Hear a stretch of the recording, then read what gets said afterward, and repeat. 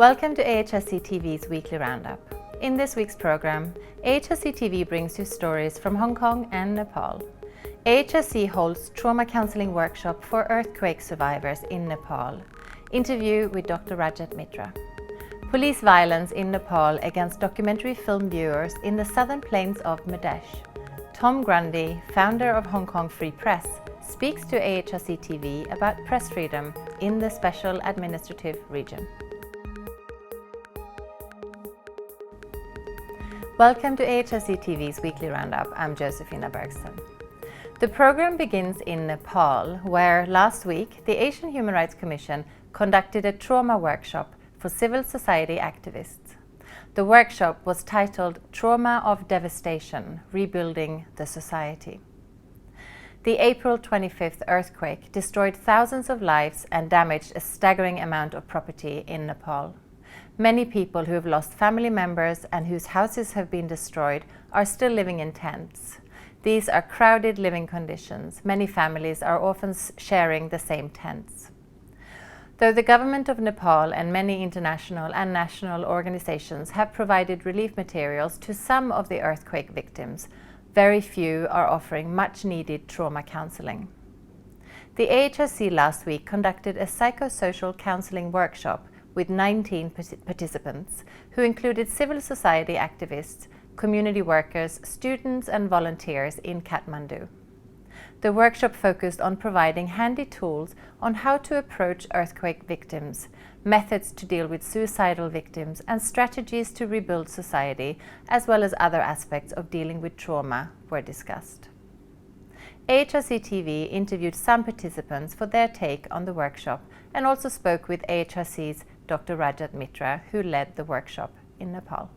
भर्खरै हामीले 2-3 महिना अगाडि नेपालमा ठुलो महाभूकम्पको हामीले सामना गर्नु पर्यो।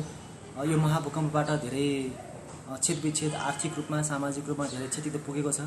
तर हामी धेरै जसो सरकारी अथवा गैर सरकारी अथवा विभिन्न क्षेत्रमा सामाजिक अथवा आर्थिकलाई बढी प्राथमिकता दिइएको छ र मानसिक समस्यालाई धेरै प्राथमिकता दिइएको देखिएन।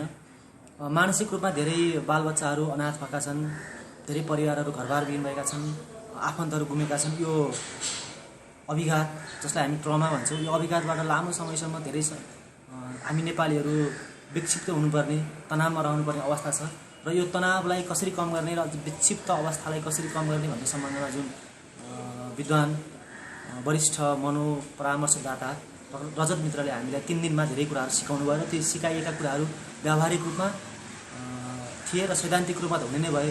व्यावहारिक रूपमा पनि कसरी तिनीहरूसँग व्यवहार गर्ने, कसरी उनीहरूको पीडितहरूको सामाजिक मनोसामाजिक समस्यालाई कसरी कम गर्ने, न्यूनीकरण गर्ने भन्ने सम्बन्धमा धेरै कुरा सिक्ने अवसर पायौँ। यस्ता तालिमहरू अथवा कार्यशालाहरू निरन्तर भइरह्यो भने हामीले पनि सामाजिक अथवा आर्थिक सँगसँगै मानसिक समस्या पनि प्रमुख हो कि भनेर सोच्न सक्छौँ र त्यसमा काम गर्न सक्छौँ होला। धन्यवाद। मेरो नाम सृजना महर्जन हो। यो ट्रेनिङ चाहिँ मेरो लागि एकदम प्रभावकारी भयो।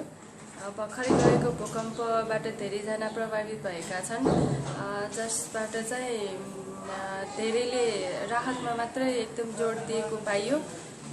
त्यसमा मानसिक रूपमा पीडित भएकोहरूलाई ध्यानमा राखेर जुन ट्रेनिङ भयो यो एकदम प्रभावकारी भएको थियो। यसले चाहिँ पीडितहरूको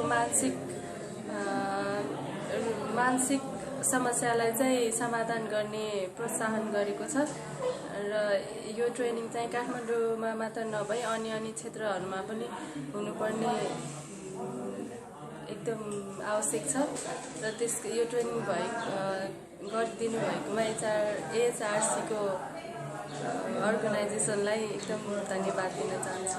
The workshop revealed for me that the Nepali society is also a deeply resilient society. They have been affected by the trauma, yes, but they are also, working hard to rise above it, and they have a lot of spiritual strength inside to come out of it, which some of the participants they talked of again and again. They shared that they felt devastated by the trauma, by the death, by the destruction everywhere, and it took them some time to kind of gather themselves together and then come out of it.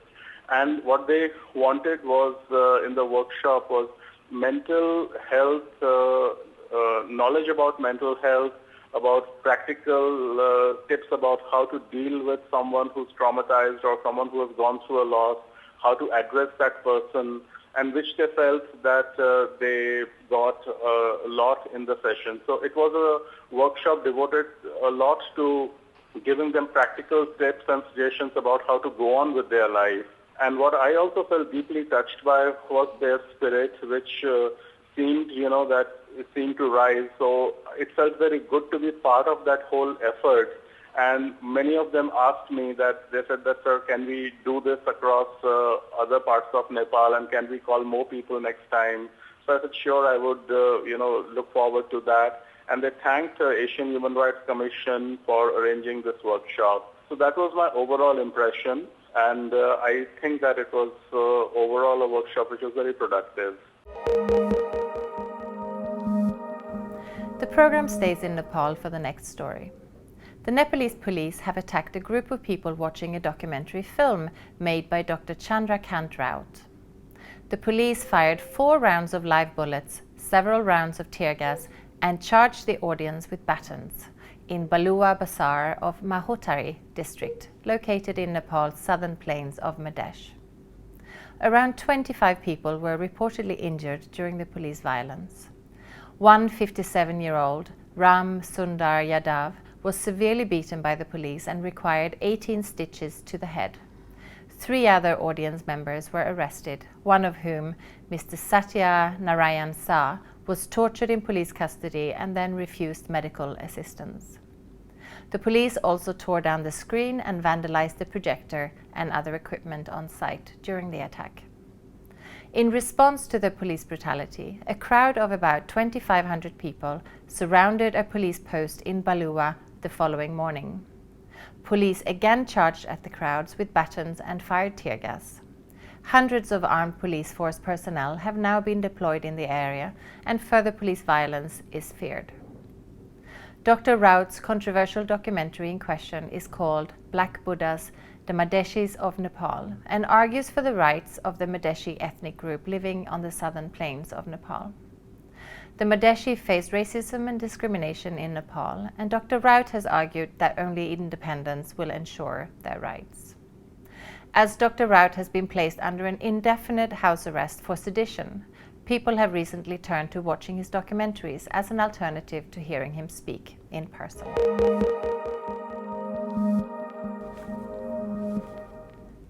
For its final story in this week's program, AHRC TV stays with the theme of freedom of expression.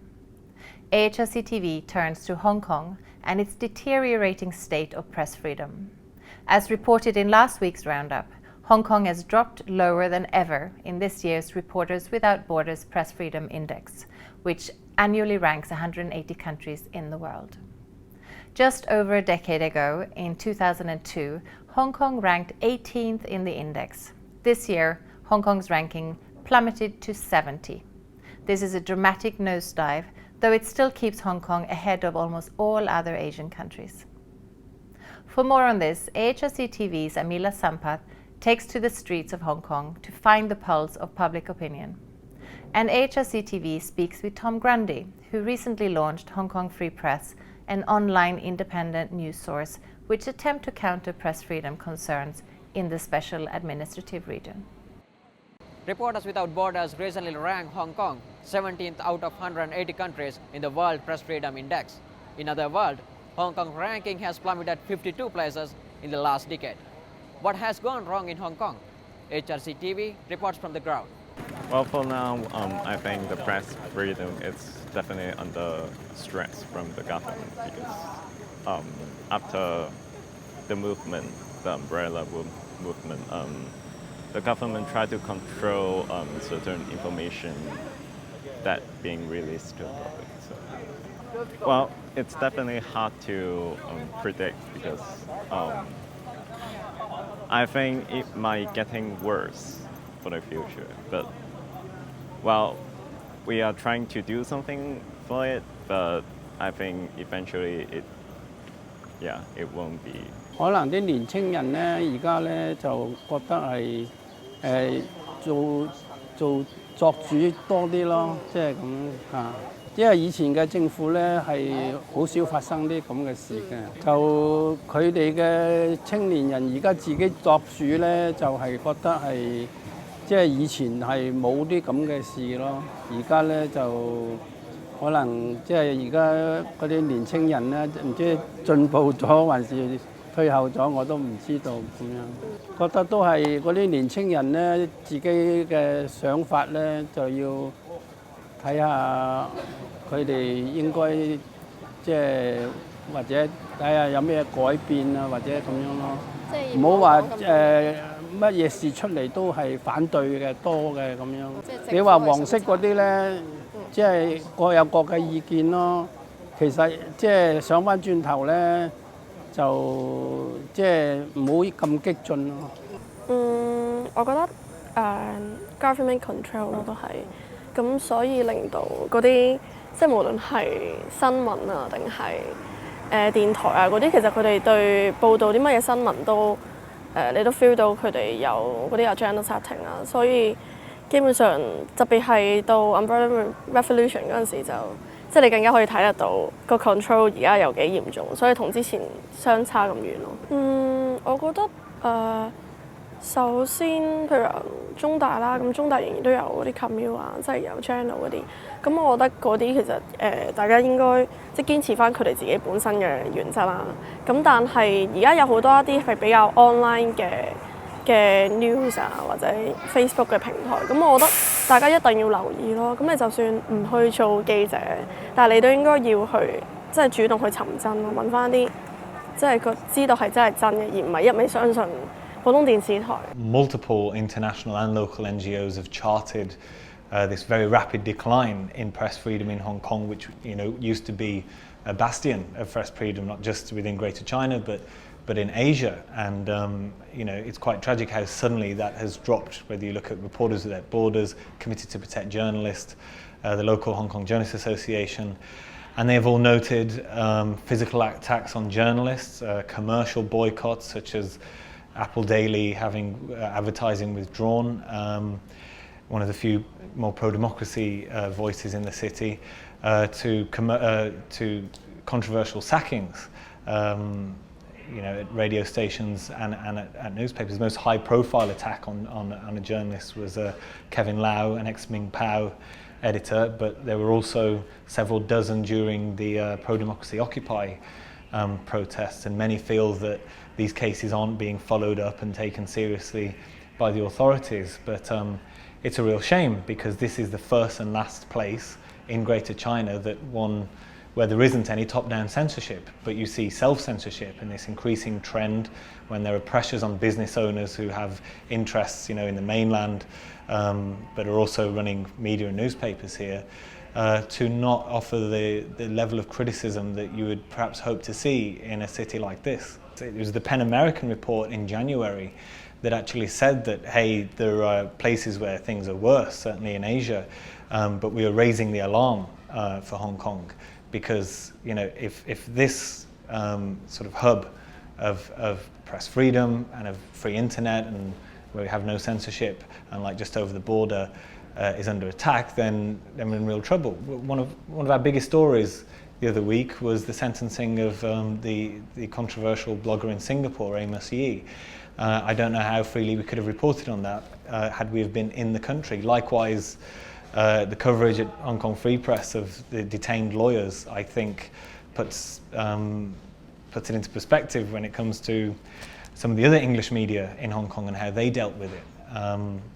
So we're sort of taking advantage of what you say, the fact that it still at the moment is at least a half decent place for press freedom, despite the many concerns. Well, as Hong Kong Free Press gets more money, resources and people, we hope to do even more serious investigative journalism and things that are lacking in the city. But setting this up was a direct response to all of this rather grim news, which we were hearing repeatedly over several years about press freedom, and our very bottom line in how we are structured as a non-profit is our independence.